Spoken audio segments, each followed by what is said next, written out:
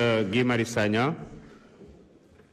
Honorable député Amadou Ba, numéro 2, vous avez la parole.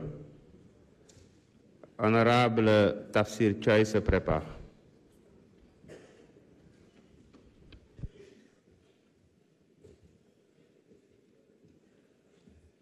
Merci beaucoup, Monsieur le Président.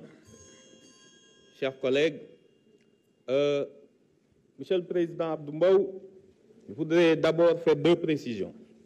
Quand vous évoquez, je pense que vous avez mal lu le rapport d'exécution des dépenses de la présidence. Des montants cumulatifs sur 9 mois, vous les ramenez à un trimestre. De là, vous faites l'erreur fatale de convertir 15 milliards divisé par jour et ça vous donne 500 millions. Je vous rappelle que c'est sur 9 mois. L'autre élément que je voulais préciser, c'est que le fonds 6 est un fonds.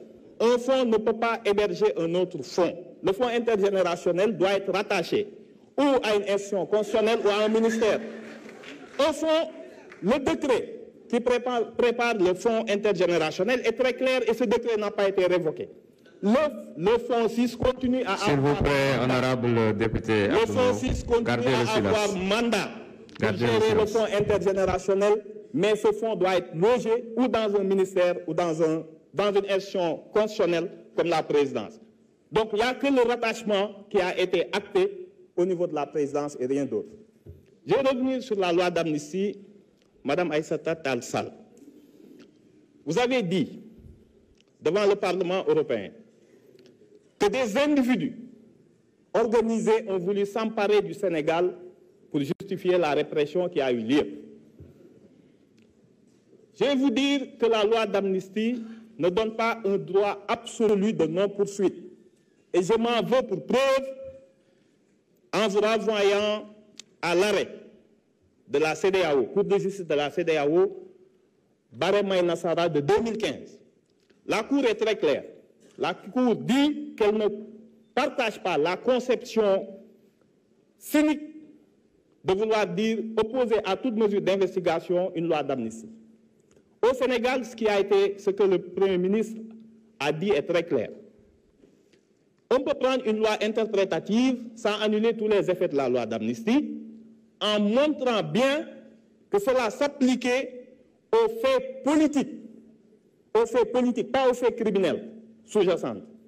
Autrement dit, seules les infractions qui sont prévues par le Code pénal, de l'article 55 à 100 et 255, qui sont liées aux manifestations politiques qui sont couvertes par la loi d'amnistie. Et certainement pas les autres crimes qui relèvent du droit commun. Par ailleurs, le Sénégal est signataire de la Convention contre la torture. Cette convention donne compétence universelle à tous les États de poursuivre un auteur de torture, quel que soit l'endroit où il se trouve. Elle n'est pas opposable, la torture, à une loi d'amnistie. Donc, soyez-en assurés.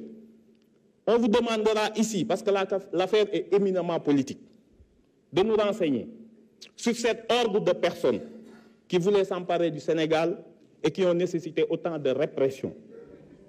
On vous demandera à vous tous pourquoi vous avez mobilisé autant de forces de l'ordre et qu'à l'arrivée, aucun membre des forces de l'ordre n'a été blessé ou tué et que tout le reste était des civils et des manifestants. Vous aurez à répondre de toutes ces questions. N'en soyez absolument pas étonnés et ne déformez pas les propos du Premier ministre qui s'est voulu très clair.